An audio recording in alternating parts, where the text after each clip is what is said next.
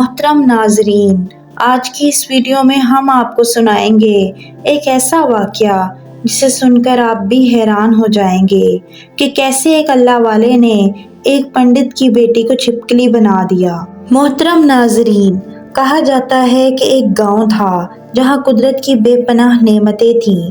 اللہ عز و جل نے وہاں کے لوگوں کو مالا مال کیا ہوا تھا، غرض کہ ایسی نعمتیں جن کو دیکھ کر انسان اکثر مغرور ہو جایا کرتا ہے۔ اور سب سے بری بات یہ تھی کہ وہ سب کے سب کافر تھے اور اپنی شان و شوکت اور دولت پر فخر کرتے تھے، کیونکہ ہر شخص دولت مند تھا اور کسی کے پاس بھی روپے پیسے کی کوئی کمی نہیں تھی۔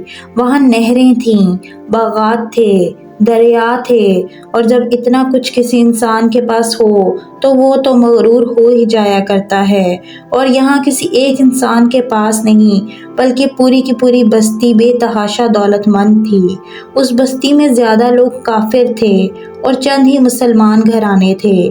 ان کا ایک سردار پنڈت تھا جس کی ایک اکلوتی بیٹی تھی جسے وہ بے تحاشا چاہتا تھا۔ وہ لڑکی بہت ہی انا پرست تھی، اپنے آپ کو بہت اونچا سمجھتی تھی۔ وہاں جو غریب لوگ تھے وہ مسلمان تھے۔ تمام کافر ایک دوسرے کی مدد کرتے مگر مسلمانوں کو کوئی دیکھتا بھی نہیں تھا۔ وہ لڑکی عمل کر کے، کالا جادو کر کے غریبوں کو جانور بنا دیا کرتی تھی۔ وہاں پر موجود مسلمان اس سے بہت زیادہ تنگ تھے۔ وہ لوگوں کو غلام بناتی، مزدور بناتی، اور اگر کوئی ان میں سے اس کی بات نہ مانتا تو وہ کالا جادو کر کے ان سب کو جانور بنا کر اپنے اشاروں پر نچاتی تھی۔ اس بستی میں جو تھوڑے بہت مسلمان تھے ان کو کوئی پوچھنے والا نہ تھا۔ جب پنڈت کی بیٹی کا علم حد سے زیادہ بڑھ گیا تو مسلمانوں میں سے ایک بوڑھے شخص نے اللہ رب کریم کے حضور گڑ گڑا کر یہ دعا کی، اے رب کریم، ہماری نسلیں جو چند ایک یہاں پر بچی ہیں ان نسلوں کو تو بچا لے۔ اس پنڈت کی بیٹی نے ہمارا جینا دوبھر کر دیا ہے، کوئی بھی ہمارا مسیحا نہیں ہے، نہ دولت ہے نہ جسمانی طاقت ہے۔ اے اللہ، ہمارے لیے کوئی ایسا مسیحا بھیج دے جو نہ صرف طاقتور ہو بلکہ اس جادوگرنی کو بھی ہرا دے۔ اللہ تبارک و تعالیٰ نے اس بوڑھے کی دعا قبول فرمائی اور اس جگہ ایک اللہ والے کو بھیج دیا۔ وہ اللہ والے یوں ہی اس بستی میں داخل نہ ہوئے بلکہ ایک دن کچھ عجیب و غریب واقعہ ہوا۔ وہ پنڈت سیر کرنے کے لیے جنگل کی طرف نکلا۔ بڑی دھیان سے وہ سفر کرتا ہوا جا رہا تھا۔ اچانک ایک زہریلا سانپ اس کے سامنے آ گیا۔ اگر وہ پنڈت چاہتا تو وہ سانپ کو اپنے عمل سے ختم کر سکتا تھا، لیکن وہ سانپ بہت زیادہ طاقتور تھا۔ اس زہریلے سانپ نے اس کے قریب آ کر اسے ڈس لیا۔ وہ وہیں بے ہوش ہو کر گر پڑا۔ اس کے جو غلام تھے جب انہوں نے اپنے سردار کی یہ حالت دیکھی تو فوری طور پر اس کو گھر پہنچایا گیا۔ اس لڑکی نے اپنے باپ کی حالت دیکھی تو ملک کے بڑے بڑے طبیب اور حکیم بلائے گئے اور ہر کوئی اپنے ہنر میں ماہر تھا۔ یہ بہت ہی عجیب بات تھی کہ وہ اپنی کوششوں کے باوجود زہر نکالنے میں ناکام ہو رہے تھے۔ زہر تیزی کے ساتھ پنڈت کے جسم میں پھیل رہا تھا۔ کوئی بھی اس زہر کو نکالنے میں کامیاب نہ ہو سکا۔ وہ خود اتنا بڑا عامل تھا مگر اس کے باوجود اپنا علاج نہیں کر رہا تھا۔ اسے تو کوئی ہوش ہی نہیں تھا۔ اتنی طاقت رکھنے کے باوجود، اتنا روپیہ پیسہ ہونے کے باوجود، اتنے بڑے بڑے اتنے ہنر مند حکیم جو وہاں پہ موجود تھے زہر کو اس کے جسم سے نہیں نکال پا رہے تھے۔ اس وقت شہر میں ایک درویش کی آمد ہوئی۔ درویش کو اللہ تعالیٰ نے اس مقصد کے لیے بھیجا تھا۔ درویش نے اس کے گھر کے باہر کھڑے ہو کر دروازہ کھٹکھٹایا۔ بڑے بڑے درباری کھڑے تھے۔ انہوں نے کہا کہ کیا بات ہے، کس سے ملنا چاہتے ہو؟ فقیر نے کہا یہاں کے سردار کو سانپ نے ڈس لیا ہے۔ وہ کہنے لگے کہ تمہیں کیسے پتا؟ تم تو ہمیں اجنبی لگ رہے ہو اور ہم نے تمہیں آج تک کبھی نہیں دیکھا۔ درویش نے کہا کہ مسافر ہوں اور مجھے خبر ملی ہے یہاں کے سردار کو ایک سانپ نے ڈس لیا ہے اور کوئی بھی ان کا علاج نہیں کر پا رہا۔ درباریوں نے کہا اچھا بھائی تم ہو کون؟ فقیر نے کہا کہ میں حکیم ہوں اور میں ان کا علاج کرنے آیا ہوں۔ ان درباریوں نے جب فقیر کی حالت دیکھی تو زور زور سے ہنسنے لگے، کیونکہ آپ نے پھٹے پرانے کپڑے پہنے ہوئے تھے اور حلیے سے ہی غریب لگ رہے تھے۔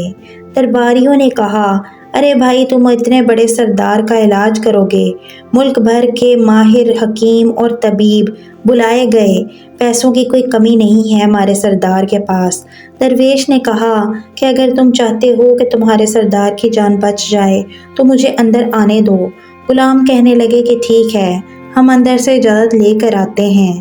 وہ اندر آئے اور پنڈت کی بیٹی سے کہنے لگا کہ مالکن باہر ایک فقیر آیا ہے، حلیے سے غریب لگتا ہے لیکن کہتا ہے کہ میں پنڈت کا علاج کر دوں گا، وہ زہر جو تیزی سے پھیلتا جا رہا ہے اس کو نکال کر پھینک دوں گا۔ کہنے لگی کہ ٹھیک ہے، اس کو اندر بلاؤ۔ جب فقیر اندر آیا تو دیکھا کہ پنڈت زہر کے اثر سے تڑپ رہا ہے اور اپنی ٹانگ کو بار بار بستر پر پٹک رہا ہے۔ وہ درویش پنڈت کے پاس آیا، جہاں سانپ نے کاٹا تھا اس اللہ والے نے تھوک دیا اور فوری طور پر وہاں سے بھاگ گیا۔ پنڈت کے سارے ساتھی اور بیٹی حیران ہوئے کہ یہ کون دیوانہ تھا، یہ کمرے میں آیا اور اس جگہ پر تھوک کر بھاگ گیا جس جگہ سانپ نے کاٹا تھا، اور تو اور اس کو کوئی پکڑ بھی نہ سکا۔ اس کی بیٹی غصے میں آ گئی، اس نے کہا یہ تو بے ادبی ہے، اس نے گستاخی کی ہے یہاں کے سردار کے ساتھ۔ چلو کوئی بات نہیں، تھوک کو صاف کرو، میں ابھی اسے اپنے علم سے جانور بنا دیتی ہوں۔ لیکن جیسے ہی اس کی تھوک صاف کرنے کے لیے رومال کو پکڑا اور پنڈت کی زہر سے نیلی ہوئی ٹانگ سے تھوک صاف کرنے لگا تو وہ حیران ہوتے ہوئے رک گیا۔ اس نے انگلی سے تھوک کو سانپ کے ڈسے ہوئے پر اچھی طرح مل دیا تو اس کی بیٹی کہنے لگی کہ آپ کیا کر رہے ہیں؟ اس دیوانے نے میرے باپ کی ٹانگ پر تھوک دیا ہے اور آپ اس تھوک کو مل رہے ہیں۔ اس نے ہاتھ کے اشارے سے پنڈت کی بیٹی کو روک دیا اور کہا کہ رکو۔ ایک منٹ جیسے ہی اس تھوک کو پنڈت کی ٹانگ پر ملا گیا، زہر کا اثر فوری طور پر ختم ہو گیا۔ وہ ٹانگ جو کٹنے کے قابل تھی وہ اب پہلی حالت میں آ گئی۔ جو ٹانگ نیلی ہو گئی تھی وہ اب اصل رنگ میں آ گئی تھی۔ آہستہ آہستہ پنڈت ہوش میں آنے لگا۔ جیسے ہی پنڈت ہوش میں آیا تو اسے فقیر کے تھوک کے قصے کا پتہ چلا۔ اس نے کہا ارے بھائی، وہ تو ہمارا مسیحا ہے، تم لوگوں نے اس کو دیوانہ کہا، اس کو بے عزت کیا، وہ تھوک کر یہاں سے کیسے غائب ہو گیا؟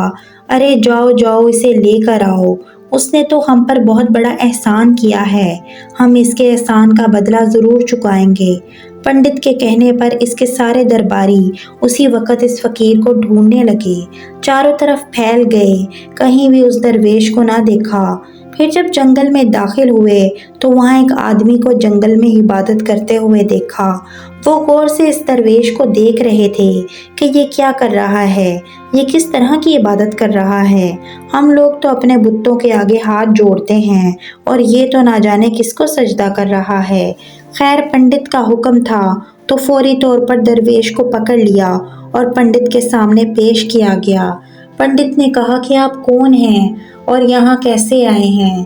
سب سے پہلے تو گستاخی کی معافی چاہتا ہوں کہ میرے لوگوں نے آپ کے ساتھ بہت برا سلوک کیا، لیکن آپ کی وجہ سے میں آج زندہ ہوں۔ ہم گناہگاروں کی آنکھیں آپ کو پہچان نہیں سکیں۔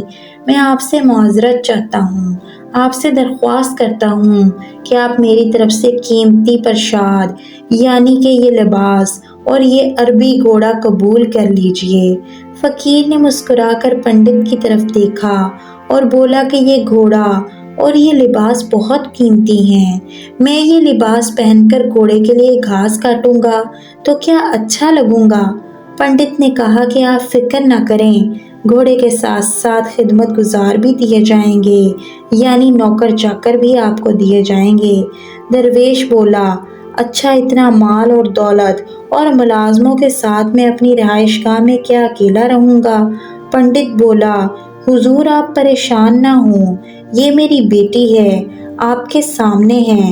بیٹی حیرت سے اپنے باپ کو دیکھ رہی تھی کہ یہ کیا کہنے والے ہیں۔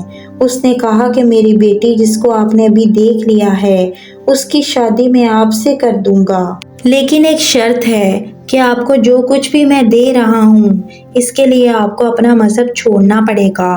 میرے خاص ملازموں نے آپ کو عبادت کرتے ہوئے دیکھا ہے اور جہاں تک ہماری معلومات ہیں ہم تو بتوں کے آگے سجدہ کرتے ہیں، ہم اپنی ان مورتیوں کی عبادت کرتے ہیں اور جس کو آپ سجدہ کر رہے تھے وہ تو آپ کا خدا ہے نا۔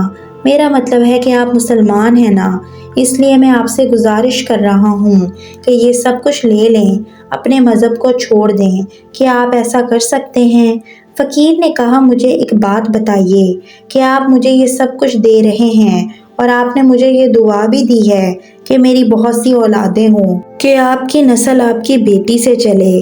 مجھے بتائیے کہ اگر ان بچوں میں سے کسی بچے کو خدا نخواستہ کچھ ہو جاتا ہے تو پھر رونا کس کو پڑے گا؟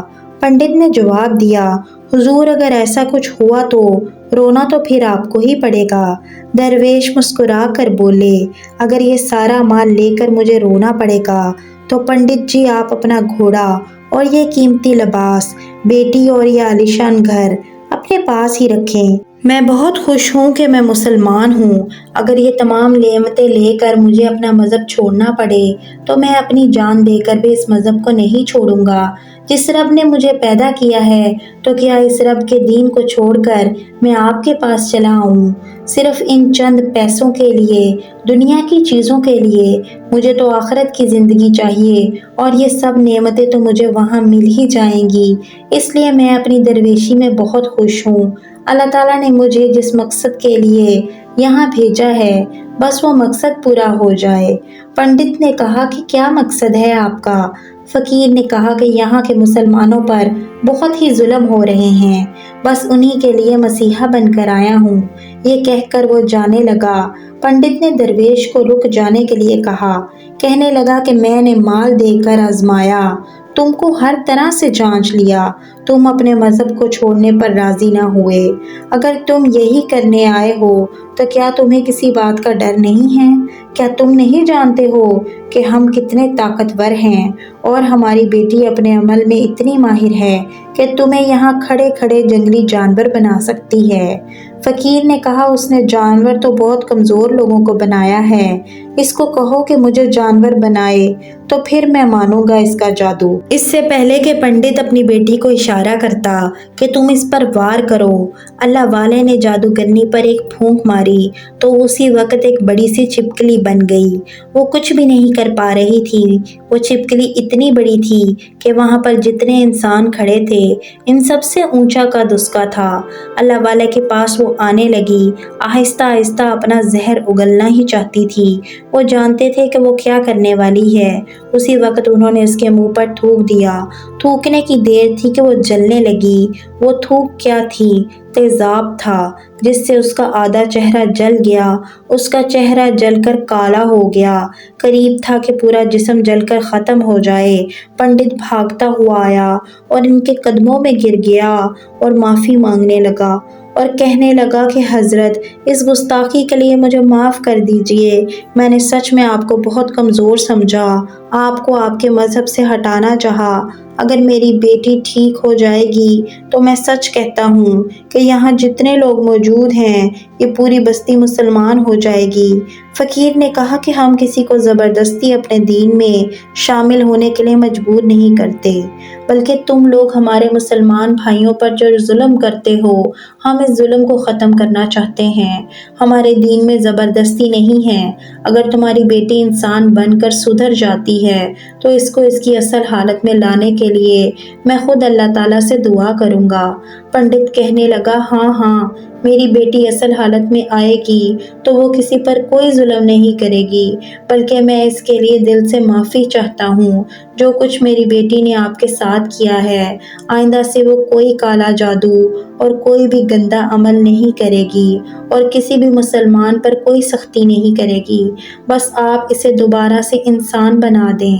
اللہ والے نے اس چھپکلی پر پھونک ماری تو وہ انسان بن گئی اور فقیر کے قدموں سے لپٹ گئی اور کہا، مجھے معاف کر دیجئے، میں نے آپ کو بہت کمزور سمجھا۔ آپ جب تک یہاں رہے آپ میرے لیے ایک فقیر انسان تھے، اپنے لباس اور حلیے سے مجھے ایک دیوانہ فقیر لگ رہے تھے۔ میرے باپ کی ٹانگ کا زہر آپ نے ہٹایا، اس کے باوجود میں آپ کی جان کی دشمن بن گئی اور میں چاہتی تھی کہ میں آپ سے بدلہ لوں، مگر مجھے تو خود عذاب مل گیا۔ وہ کہنے لگی کہ آج میں اپنے باپ کے ساتھ آپ کے دستے مبارک پر مسلمان ہونا چاہتی ہوں اور یہ وعدہ کرتی ہوں کہ آئندہ اس بستی میں کوئی بھی کافر مسلمان کو نہیں ستائے گا۔ بلکہ سب آپس میں مل جل کر بھائی بھائی بن کر رہیں گے اور سب کے سب مسلمان ہو جائیں گے۔ تو یوں ایک اللہ والے کے ہاتھوں پر ایک پنڈت کی بیٹی نے اسلام قبول کیا اور پھر پنڈت نے اللہ والے سے اپنی بیٹی کی شادی کر دی اور اس بستی میں امن و امان قائم ہو گیا۔ کل تک جو لوگ غرور کرتے تھے آج وہ لوگ اچھائی کا پیکر بن گئے تھے ایک اللہ والے کی کرامت سے۔ سبحان اللہ۔ اگر یہ ویڈیو آپ کو پسند آئی ہے تو اس ویڈیو کو لائک کریں، شیئر کریں اور مزید ایسی معلوماتی ویڈیوز کے لیے ہمارے چینل کو سبسکرائب کر دیں۔ جزاک اللہ۔